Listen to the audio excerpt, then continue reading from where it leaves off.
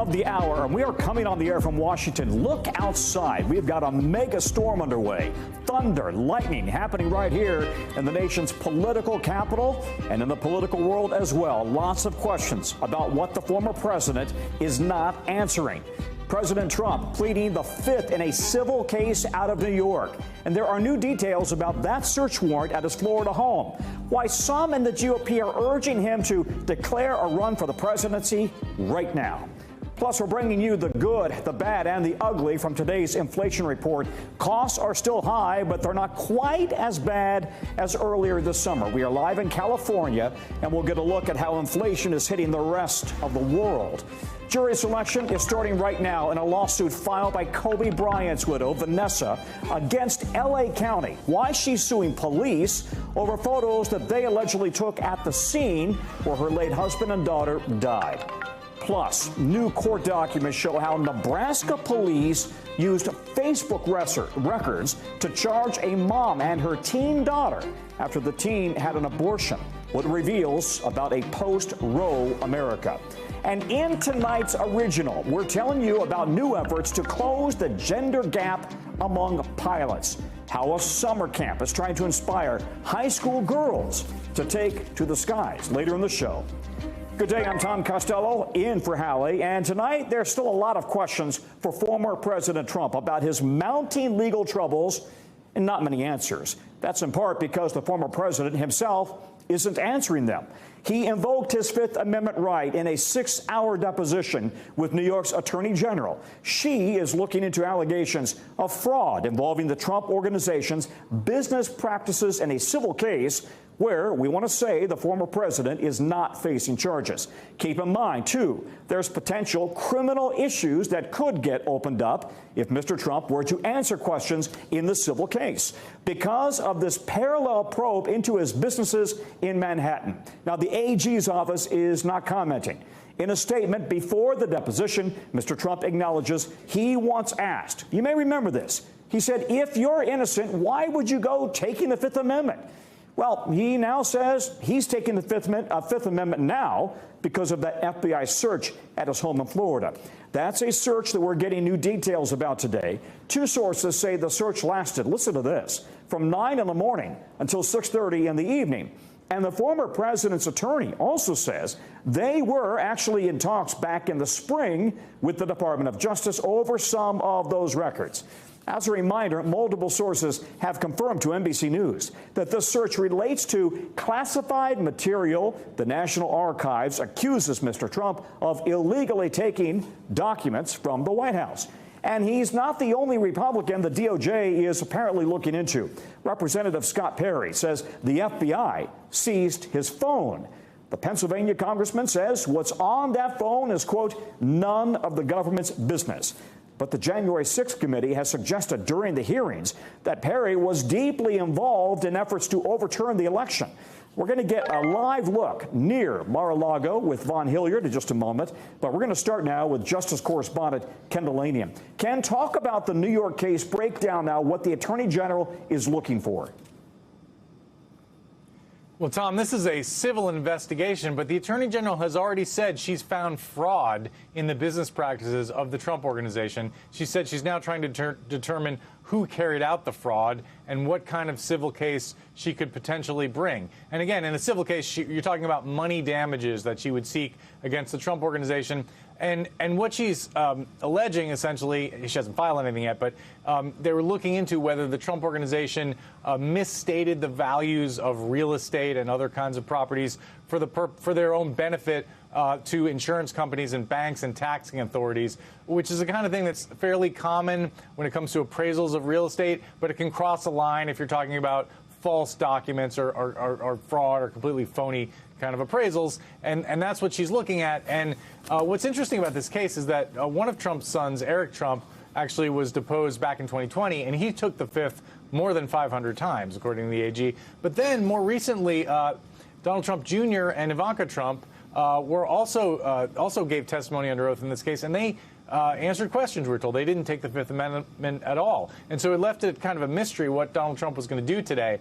But clearly he and his lawyers have decided it's just too risky for him to talk, because not only because of that parallel criminal investigation by the Manhattan District Attorney, but just because, look, Donald Trump is a terrible witness. He contradicts himself. He answers questions that weren't asked. And all it takes is one misstatement that crosses the line into perjury, and he's got big trouble. And that's not even taking into account the many, many criminal matters that he's enmeshed in right now, including grand jury investigations involving his efforts to overturn the election, and, of course, this search now that just happened at Mar-a-Lago. Tom. Okay, Ken, well, also lots of questions, though, about Mar-a-Lago, around that search. Was there some cooperation at one point? Now there appears to not be cooperation. What else are we learning? Yeah, it was really interesting that Trump's lawyer told me last night that the Justice Department, after they got this referral from the National Archives, which had found classified information in boxes of records that they had taken from Mar-a-Lago, so DOJ starts looking into it. DOJ lawyers actually went down to Mar-a-Lago, met with Trump lawyers, friendly little chat. Apparently Donald Trump said hello at one of these meetings, and they raised some concerns about these documents that were stored in boxes. At one point, even urged the Trump people to better secure these documents. And so the Trump lawyer said that they put a lock on one of the doors. But then at some point, things went terribly off the rails. So it went from a friendly negotiation to, a bunch of FBI agents with a warrant from a judge that would have allowed them to break down the door if they needed to do it. They didn't. But they, why that search happened, what led the Justice Department to take that dramatic step, we still don't know. But in cases that I've reported on in the past, what often happens is that the Justice Department determines that people aren't telling them the truth. And so they feel like they have no choice. A subpoena is not going to work. A demand's not going to work. They have to do this court-ordered search, Tom. Ken, real quickly, this is a fine line for DOJ, right? Because the search may have been legitimate, may have been. More Republicans, though, are suggesting it was political. And the longer the DOJ remains silent, the louder those voices grow on the right. The DOJ is really under pressure here, right? It's an excruciating dilemma for them, Tom, because their policy, their ironclad policy is we don't talk about pending criminal investigations. And when James Comey did it in 2016, he was rebuked by the Department of Justice Inspector General. But the world has really changed. There's a lot of misinformation and crazy claims out there, including that the FBI planted evidence. One of Trump's own lawyers said that. So you are starting to hear some calls that Merrick Garland should find some way to explain what is going on here, Tom. All right, Ken, thank you. NBC's Justice correspondent, Ken Delanian. Let's go now to NBC's Vaughn Hilliard. He's in Palm Beach, Florida. Vaughn, the flip side here is a source that you spoke to with the Trump team says the onus is on the DOJ, right? So Trump team not going to reveal anything that they don't have to either. Right. I think it's important to take into account that Trump and the folks around him, they have a copy of this warrant here. And the warrant should detail and outline exactly why the search warrant was being executed, or better yet, and more accurately, what the FBI was seeking out here by going through with the search warrant here at Mar-a-Lago. And those are the questions that we frankly do not have the answers to yet. It's important to note that there were multiple boxes, 12 boxes, that had already been removed from this premise months ago after these conversations between the Department of Justice and Trump's team began taking place here. The question is, what was the material that was removed here 48 hours ago, and how did that differ from those original boxes of materials here? Obviously, Donald Trump, one would assume, knows exactly what the materials that were kept here at Mar-a-Lago were, and they were brought here for a reason. These are documents that were brought to Mar-a-Lago from the White House in those final days of the Trump administration in January of 2021. The source was familiar with these negotiations between Trump and lawyers, and the DOJ says that Donald Trump himself had conversations with one DOJ official on the premise here at Mar-a-Lago on June 3rd here. But that same source tells me that they believe that it is the prerogative of the DOJ, not them, to outline the transparency of why the search warrant went forward and why ultimately the former president's home had 30 FBI agents inside of it. All right, Vaughn, you've also been hearing from Republicans who were at that dinner in Bedminster, New Jersey with the former president just last night. What are they saying? Yeah, this is the Republican Study Committee. This is a coalition of Republican House members, about a dozen of them, that made their way to Bedminster, New Jersey, the golf club where Donald Trump and his family have stayed over the course of this summer here. And Donald Trump is, from what we've been told, is somebody who feels empowered and emboldened by the last 48 hours, noting that not only were these 12 members that you're looking at in attendance there, but even the likes of Ron DeSantis and Mike Pence, Ted Cruz, all potential 2024 contenders who could square off against Donald Trump, have come out in defense of him. And that there's almost, as one source told me, a circling of the wagon among Republicans around Donald Trump. One could argue that this is the most power and influence that he has had within his party since leaving Washington. Another one of his endorsed candidates in Wisconsin, winning the governor's primary there last night.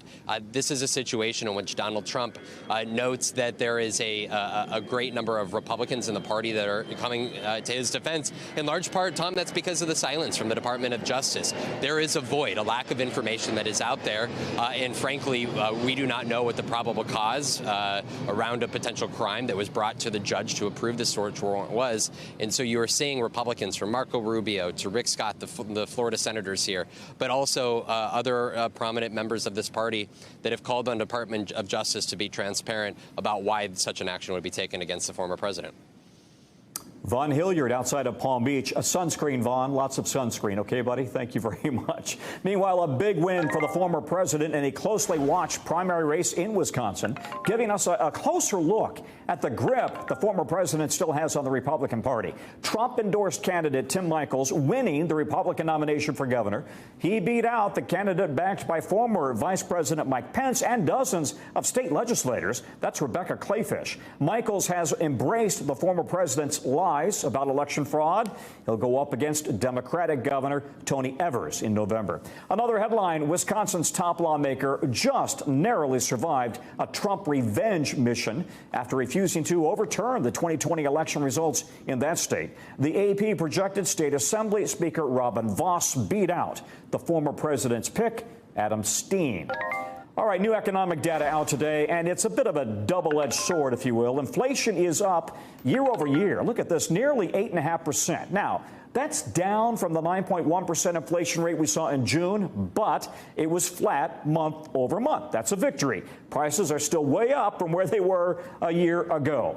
Falling gas prices are helping to drive this positive spin. They were down nearly 8.5%. Make that 8% month over month. Airfares dropping by just about the same amount. Wall Street loved the news today. The S&P 500 hitting its highest level in 3 months on optimism that the Fed may not have to raise rates as aggressively now to tame inflation. NBC News correspondent Cal Perry joins me now from the Glendale Galleria in where else but Glendale, California. Hey, Cal, we mentioned some of the numbers, but take us through what all of this data is showing. What is it costing people right now? It's back to school buying season. Well, and as you said, look, I think the bottom line here is probably good news in the short term, but long term, year over year, you're still talking about major inflation. I also heard you say this morning, and I've heard people here say it as well, you know, if you remove food and fuel from it, it's not so bad. Well, who doesn't drive a car and eat food? That's what you said this morning, and that's what we heard people here talk about all day. The other thing that we've heard out here, Tom, is people are now looking for deals. They're bargain hunting. They're changing the way that they do business, the way that they shop because of inflation. Take a listen. See that there's a coupon, we're going to buy it in bulk because we can get like a greater discount on it or a gift card that goes along with it, so we feel like we're saving a little bit more money. I now have to download apps to find all the cheapest gas and actually utilize coupons and stuff, so more of my time trying to save money than just living my life and buying what I want. And while gasoline is good news, some of this other stuff still ticking the wrong way. Shelter, rent, electricity ticking the wrong way, new cars ticking the wrong way. In the positive direction, airfare, lodging, hotels, we talk so much about that K-shaped recovery. Wealthy families able to make it through the recession, able to make it, through inflation easier than economically disadvantaged communities. Certainly true when you look at some of these numbers as well, Tom. Yeah, it really is, in some cases, a case of two different economies, the one for the wealthy, one for the rest of the country. Let me ask you what you're hearing from economists, because I've talked to some economists who say, listen, if this number keeps edging this way, inflation keeps going down, then maybe the Fed will not have to raise rates as much, and maybe we will dodge a recession. What are you hearing?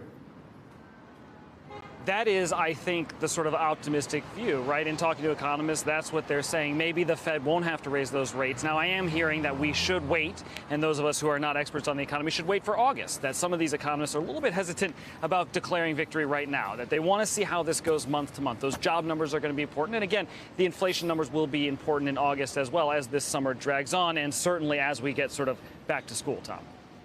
Yeah, 1 month does not a trend make. Good point. All right, let me also ask you about what's going to be happening in the coming months. And really, I think what we want to talk about is back to school spending. 'Tis the season, right? And people are shopping heavily for their kids. And what are you hearing about estimates?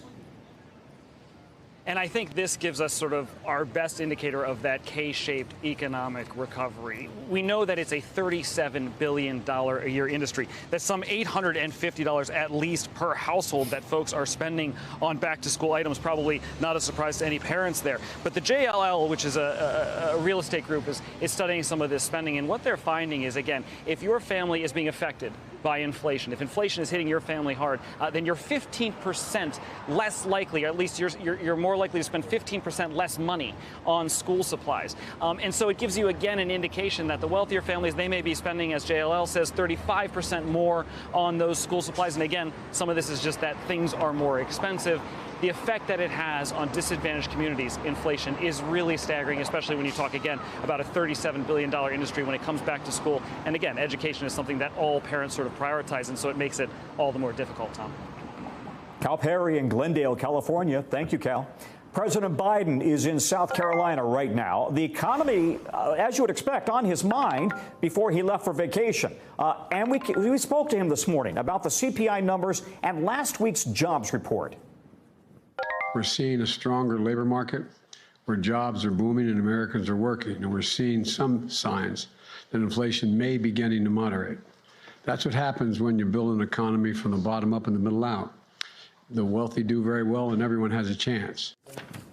The president is going to be headed to Kiowa Island. Meanwhile, that coming as his signing of the PACT Act into law, a piece of legislation he really has a connection to, a personal one, expanding benefits for veterans exposed to toxic burn pits.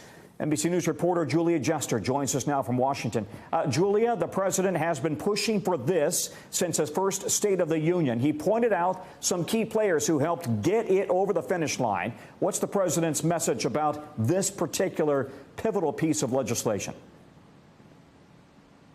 Well, Tom, to put it simply, President Biden called the PACT Act the most significant law our nation has passed for veterans. He told the room how important this moment was to him, how important this legislation was, because President Biden has long said he believed that his son Beau's brain cancer was a result of the exposure he had to burn pits while serving in Iraq. But today, we heard him make that direct connection. Toxic smoke, thick with poison spreading through the air and into the lungs of our troops. When they came home, many of the fittest and best warriors that we sent to war were not the same. Headaches, numbness, dizziness, cancer. My son Beau was one of them. And so President Biden made it a point to thank all of the veterans and their families in the room for making this law happen, making this bill complete to the finish line. And he also thanked key players like Jon Stewart, who was an advocate for this bill for a long time. He said, I was going to get this done, hell or high water, and credited Jon Stewart for helping make it happen. And his message to those veterans in the room and across the country, more than 5 million who may have been exposed to toxins from burn pits, was go file your claim with the VA now. It's open. There is less red tape because of the PACT Act, and now veterans can essentially say for more than 20 conditions, it's presumptive that they are in health situations because of these burn pits. So they don't have the burden of proof of having to prove that their service is the cause of their health program. So it expands eligibility, expands access, and it is a lifeline for millions of veterans and their families. The PACT Act is the latest in a string of legislative accomplishments for the Biden agenda. And so he is headed, as you mentioned, to South Carolina for that much needed vacation. Even if he hadn't had a busy summer, it's typical for presidents to take some time off in August for regular maintenance and repairs at the White House. But this is an especially welcome break for President Biden, who his administration is going to have to start heading into midterms messaging the agenda: PACT Act, CHIPS, infrastructure, gun safety, and hopefully for him, the Inflation Reduction Act. And so it's a brief reprieve ahead of what is set to be a busy fall. Tom? Yeah, and as we know, no president is ever really on vacation. Julia, thank you. Julie Jester at the White House. A dark and rainy White House. Now to the war in Ukraine, where a Russian airbase in Crimea was rocked by explosions. At least one person was killed, several others injured. A significant escalation in the fighting there. Massive smoke clouds were seen billowing from the base. Crimea, we remind you, under Russian control, has declared a state of emergency after 250 people were forced to relocate because of damage to their homes. A senior Ukrainian military official says that country's special forces and local resistance fighters were behind the attack. If that's the case, as we said, it would make it the first major attack on a Russian military site in Crimea, which Russia annexed back in 2014. It comes as Ukrainian doctors on the front lines are dealing with a serious shortage of medical equipment. Almost everything you can imagine, ambulances to x-ray machines, everything. So they're now working to save lives using donations from the U.S. and around the world. NBC's Josh Lederman is in Odessa for us. First of all, Josh, nice to see you. Hope you're staying safe. Listen, Russia is saying, we're hearing the Ukrainians say that Russia lost 9 jets destroyed in Crimea. So how significant is this attack? Well, the fact that 9 aircraft were destroyed is about the only thing that Ukraine is saying publicly about this, Tom, because Ukrainian officials are not officially confirming that it was them that attacked this air base. And in fact, Russia's military is claiming they weren't attacked. Everything is fine. But there's been kind of a tongue-in-cheek reaction from the Ukrainians, pointing out that there are 9 aircraft they believe were destroyed that can no longer be used to attack Ukraine from Russian-held areas in Crimea. And in fact, we also heard from Ukraine's defense ministry saying they can't confirm the source of this explosion, but reminding the Russians to follow fire safety rules and not to smoke in prohibited areas. So you get a sense of the way the Ukrainians are trying not exactly to talk about what they may or may not have done, but in the same time to point out what they see as a major blow to the Russian ability to launch attacks from Crimea. Josh, also, Ukraine says at least 13 civilians were killed after a Russian missile hit near a major nuclear plant overnight. So what's the update there? A lot of people watching that scenario very closely.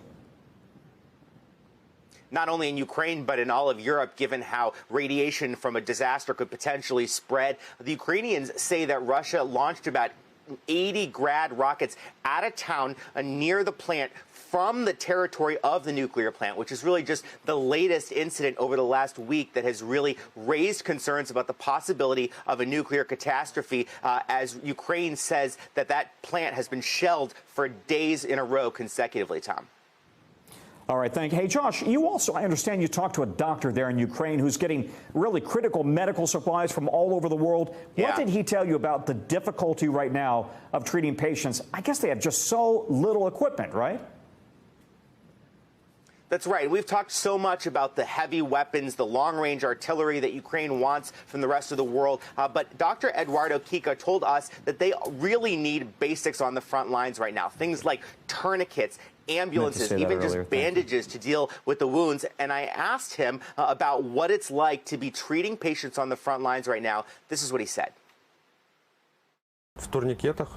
Tourniquets, hemostatic sponges, hemostatic elements, dressing materials, Israeli bandages are the greatest need now. We work for 24 hours, so our shift lasts a whole day. Patients are transported from the combat zone to the rear for further assistance.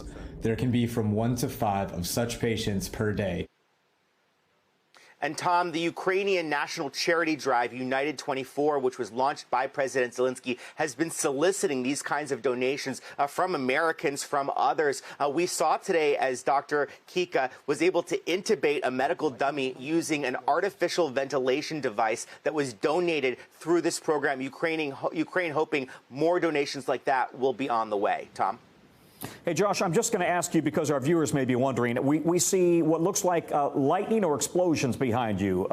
Is that lightning or is it something else? I can assure you it is lightning. Yes, absolutely. It is a little bit of a thunderstorm here in Odessa, but nothing to worry about. It is not explosions, just a little bit of a rainy night here, just like it is back in Washington, Tom. Okay, Josh, thanks very much. Josh Letterman, who is in Odessa. The DOJ says an Iranian man is wanted for a plot to assassinate John Bolton. What we know about the alleged murder for hire, plus why Elon Musk is selling a bunch, and we're talking billions of dollars worth of Tesla shares after he said he would not sell the shares. Stay with us.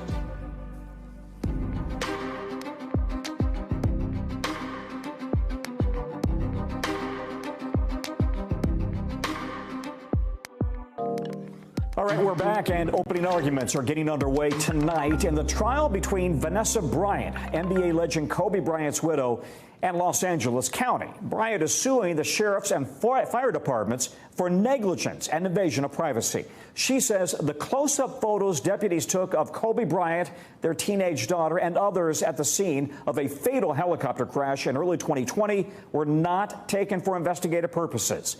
7 people died in addition to Kobe Bryant and his daughter. The lawsuit claims the pictures were shared dozens of times by some of the first responders, including at a bar and at an awards gala. Meanwhile, the county says Bryant has been through a lot of emotional distress from her husband and daughter's deaths, but not because of the photos. The county claims it did its part, rather, to make sure the pictures were never shared in the media or on the internet. Danny Savalas joins us now. Danny, I was there when that helicopter crashed. Immediately there was tension. The county agreed to pay $2.5 million to settle a similar case from other families. Would that suggest then that it acknowledges some culpability here? It would depend on the settlement documents, whether or not the county admits responsibility for anything leading up to that settlement. But certainly it suggests that LA County might be interested in resolving this, maybe even during the trial. This may be a big game of chicken, which defendants often play right up until the day of trial.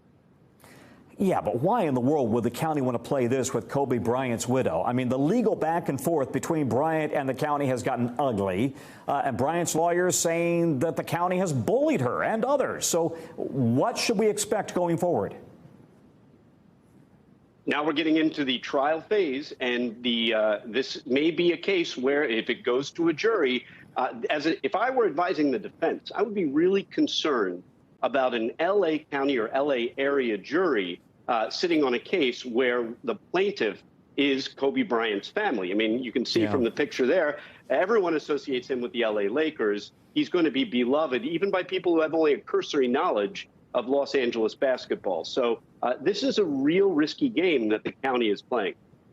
Yeah, and the county, as I understand it, the county doesn't dispute that first responders took these photographs and may have shared them with each other, which seems inappropriate. But then why would they, but now they admit that, okay, but they also shared them potentially at a bar or something. The judge in this trial says it'll be up to, the whole case will be broken up into 2 different phases, right? What's that all about? Typically, cases might be bifurcated for many reasons. Sometimes it's liability and damages. But in a case like this, yes, you have some admissions right off the bat that LA County argues that it took care of the problem. In other words, the problem happened, but they responded to it quickly and quelled any possibility of these photographs getting out. Not sure that's going to be a terrific defense, because implicit in that is the admission that the photographs were taken, they were possessed on LA County devices, and that they were shared, whether that be, hey, look at my phone, or just actually by text messaging them. That is some really risky stuff that an LA County jury might find pretty offensive. Danny, thank you. We appreciate your expertise. Danny Savalos. We want to get you over now to the 5 things our team thinks that you probably need to know about tonight. Number 1, Iran is pushing back after the U.S. Justice Department announced an Iranian national is wanted by the FBI on charges he was involved in a plot to kill former National Security Advisor John Bolton. The Iranian Foreign Ministry calling the charges baseless. Now, the man is accused of attempting to pay $300,000 for people to kill and carry out this murder with John Bolton. U.S. authorities believe the plot was in retaliation for the U.S. killing an Iranian commander in January of 2020. Number 2, kids in London ages 1 through 9 are now eligible for booster doses of a polio vaccine. It comes after British health teams found evidence of the polio virus in several areas of the city. So far, they haven't found anyone infected with polio, and they insist the risk to the wider population is low. They're offering the boosters right now as a precaution. Number 3, this is sad news. That beluga whale that accidentally found its way into Francis Seine River died yesterday during a rescue attempt. A team successfully got it out of the water and was preparing to transfer it to a saltwater pool in Normandy, but the beluga started struggling to breathe. Authorities determined that euthanizing the whale was the most humane thing to do. Number 4, opening statements starting today in the second trial of the 2 men accused of plotting to kidnap Michigan Governor Gretchen Whitmer. A prosecutor told jurors that Adam Fox and Barry Croft Jr. wanted to start a, quote, second American revolution. 4 months ago, a different jury couldn't reach a verdict on them. 2 other men who had been charged were acquitted. Another pair did plead guilty. Number 5, a new surveillance photo has been released of a teen who disappeared from a party at a Lake Tahoe area campground over the weekend. The photo shows 16-year-old Kylie Rodney. Just after 6 p.m. Friday, that's a local business there. Police say her cell phone last pinged a little after midnight. More than 100 volunteers have joined 16 different agencies, including the FBI, trying to find her. New SEC filings show that Tesla's CEO Elon Musk just sold almost 8 million of his shares of the company, worth more than $6.8 billion with the B dollars. Now, remember, Musk is in the middle of a legal fight with Twitter. He agreed to buy Twitter for about $44 billion back in April, but in July, he told Twitter he was ending the deal because Twitter did not disclose, he says, how many accounts were bot and spam accounts. So Twitter sued Musk to make sure the deal does go through for that $44 billion price. Asked if he was done selling last night, Musk responded yes and added, quote, in the hopefully unlikely event that Twitter forces this deal to close, it's important to avoid an emergency sale of Tesla stock. Now, we've heard this before. It was just this past April that he said he had no plans to sell any more Tesla shares.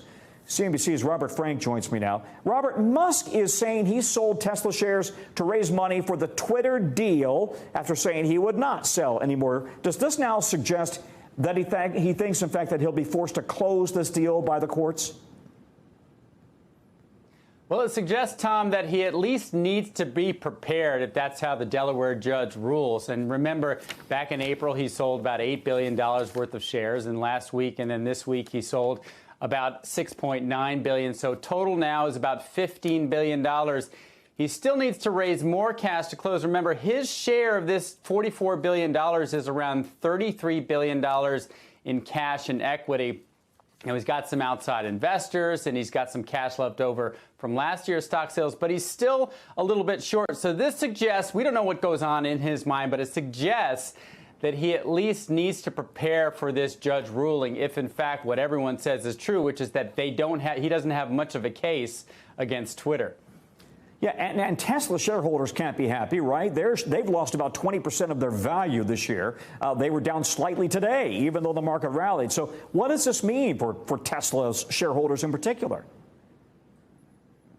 Yeah, they can't be happy, but they're slightly relieved because, look, you know, As you said, he said in this tweet last night, I'm done selling, and we've heard that before. He said it in April. So maybe it means he's done selling this week. But at least shareholders are saying, look, at least the sale pressure is gone for now. The bigger issue for Tesla shareholders is if he is forced to buy Twitter, and if he buys Twitter, how much of a distraction will be? How much will this put him in the political crosshairs?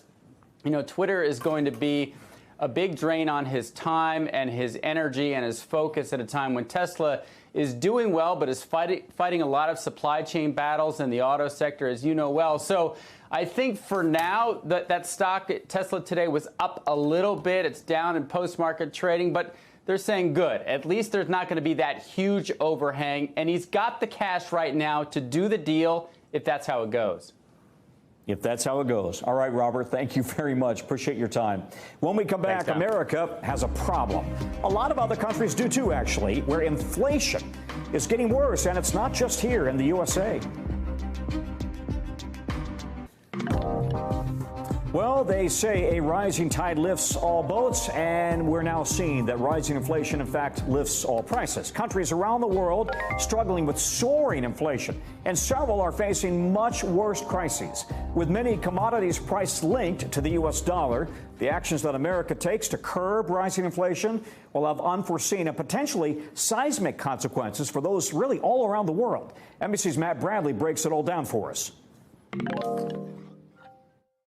It's way more than just an American problem. Several countries are getting hit harder than the U.S. by inflation. For gas here, starting to drop to 4.010, still higher than last year, but on a steady decline. But that pump relief isn't hitting Europe yet. 6.61 a gallon in Germany, 6.97 in Italy, and 8.12 in the UK.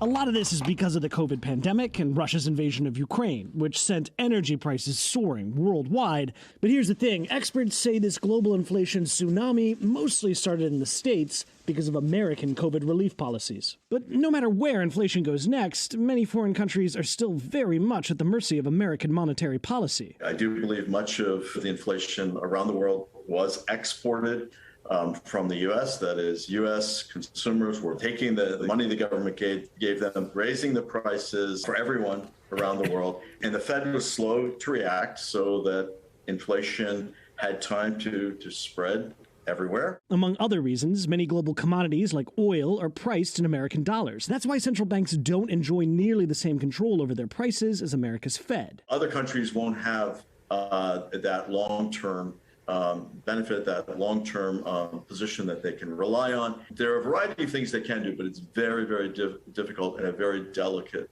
period of time. And even for many wealthy nations, the inflation wave hasn't yet crested.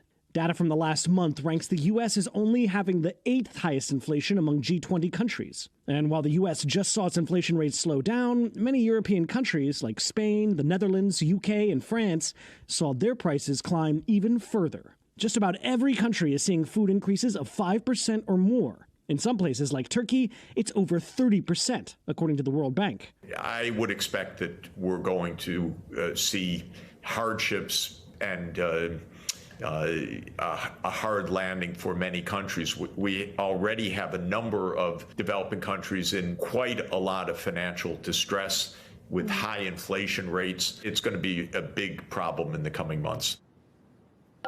Matt Bradley joins us live now. By the way, Argentina, their inflation rate 64%. You know, Matt, there's talk that inflation here in the U.S. may have peaked. So how does that influence the rest of the world as they fight inflation, especially the G7, right? Especially Europe?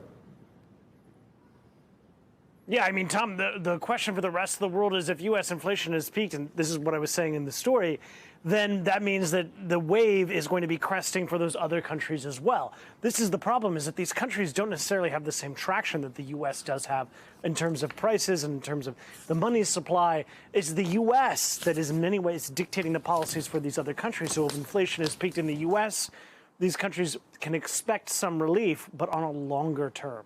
Tom? Yeah, and we'll see. As we said earlier, one month does not make a trend. Talk about any coordination. How much coordination is there between the U.S. Federal Reserve and other central banks and governments around the world? Well, I know, as you know, Tom, all of these central banks, they all try to create some level or stick to some level of independence. They do coordinate. They do talk to each other. But all of that is done on a very unofficial level. So it's hard to know exactly which countries are coordinating with each other. But the fact of the matter is, Tom, as I said in my story, that these countries are all facing the same cross currents, the same crosswinds. They are all facing the same pressures. And most of that is coming down the hill from the wealthy industrialized countries, and particularly the U.S., whose fiat currency, the U.S. dollar, they're able to sort of dictate monetary policy in a way that other countries can't. So for them to even coordinate, well, they're already coordinating because they're already responding to the same pressures, the same markets. Tom? Yeah. All right, Matt, thank you. Matt Bradley in London, thank you very much. When we come back, a woman trapped in her car is saved right before a sinkhole swallowed it up. That's next in The Local. Stay with us.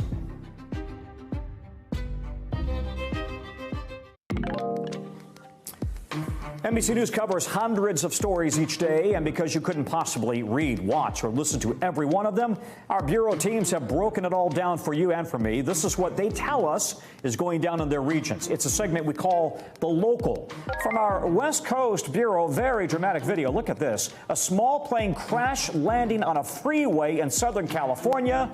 The plane hit the back of a truck before bursting into flames. In this video shared by TMZ, you can see two people running out of the aircraft to escape the fire.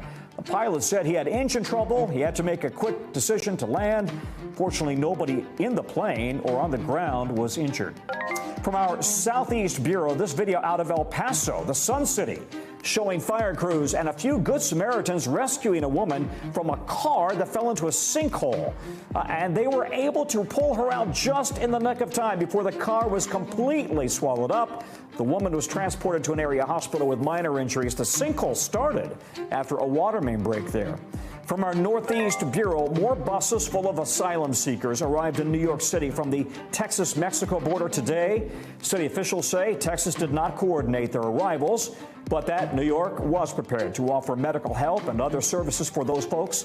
The city's mayor says the migrants will get all the help they need here, but he also wants more federal assistance.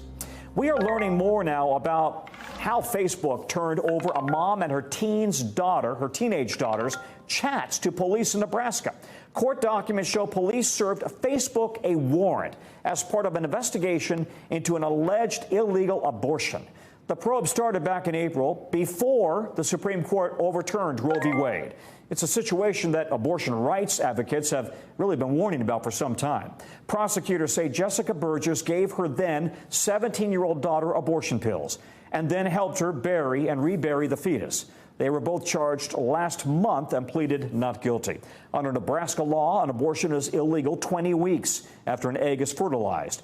Burgess's daughter was about 23 weeks pregnant at the time that she took the pills, that according to an affidavit. A lawyer for the two women did not respond to a request for comment. Kevin Collier has been reporting on this. Kevin, Facebook was served with a warrant in June for access to the mother and the daughter's digital information. And in fact, wasn't it like private messages? What exactly did they get access to? They got a significant glimpse into their digital lives. The warrant covered 6 smartphones, 7 laptops, and crucially, their Facebook accounts, which included chats between the two, where they allegedly discussed their plan for the mother to acquire pills for medical abortion for the daughter and then instructing her when and how to take. And this situation is one of the few known instances of Facebook turning over information to help authorities pursue an abortion case. You've talked to experts who say they fear we could be seeing more of this, though, right? Yes. In fact, this is precisely the scenario that experts have been warning about. Not that it's impossible, but it doesn't really fit the MO of law enforcement in general when they see cases like this to, say, try to get a period tracker to see everyone who's been pregnant in a region. Instead, they, in the past, and like in this case, they're much more likely to wait till they get a tip that someone had an illegal abortion and then use that subpoena power to gather digital evidence of criminal intent that a person wanted an abortion and then knowingly took steps to have one. So if we're expecting to see more of this, can Facebook change its practices? Is there any way that it could protect users in these situations if it chose to? Yes and yes. Most experts agree that, maybe some people can quit Facebook, but it's not really realistic to disconnect entirely from having a digital life. Much more realistically is people can choose to only chat over secure and encrypted chat apps. Facebook actually offers that, but only under the Messenger app through a mobile device and when you turn on that function. So companies could offer not just encryption in some cases, but make it the default for all users. Yeah, I mean, I think that's what's kind of astonishing, that they literally asked for the Messenger chat records between a mother and a daughter who was a minor. So this really opens up a whole lot of questions for authorities and for legal experts. Kevin, thank you very much. Still to come, as the U.S. scrambles to solve a pilot shortage, we've reported on a lot. One place is inspiring young women to break into aviation and soar to really new heights. We're going and getting a look at all of that in our original.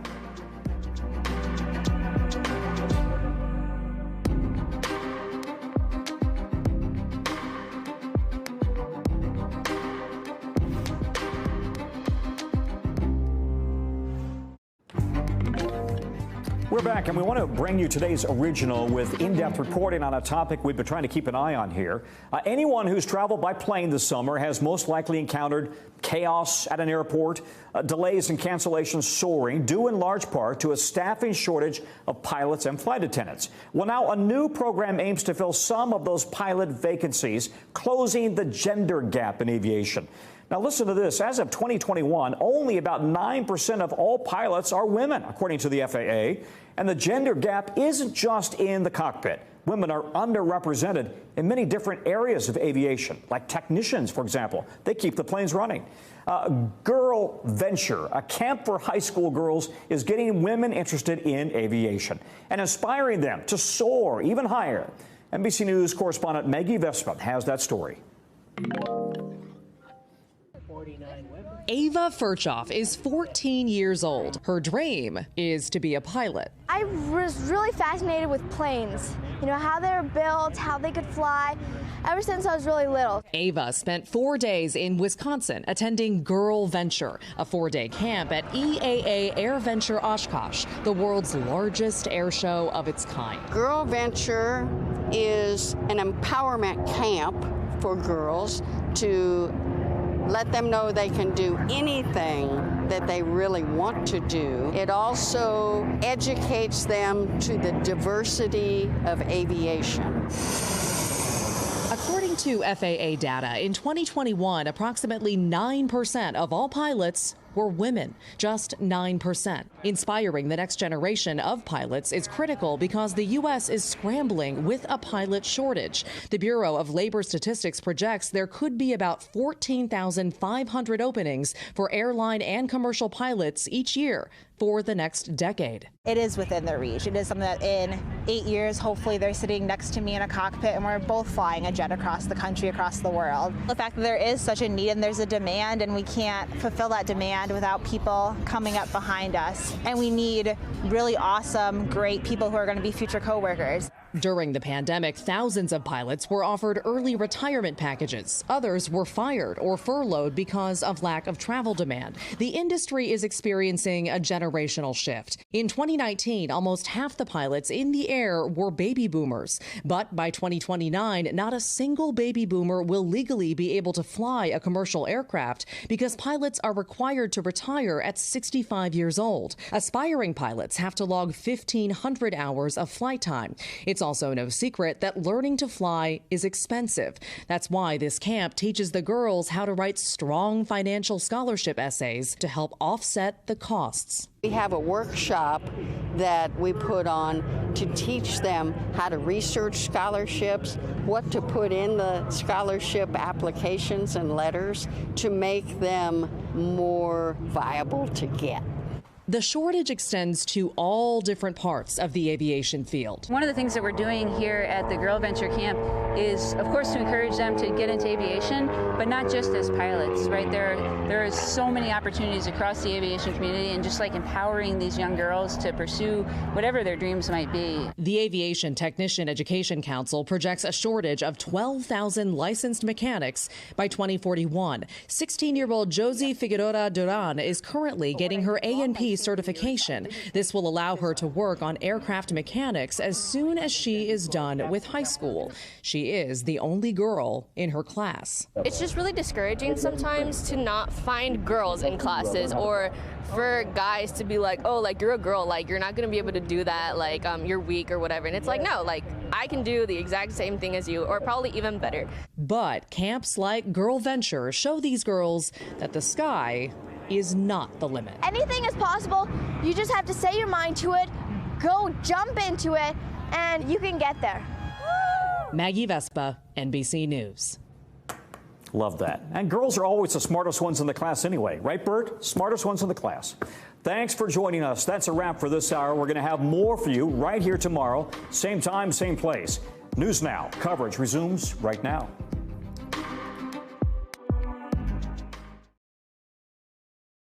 Thanks for watching our YouTube channel. Follow today's top stories and breaking news by downloading the NBC News app.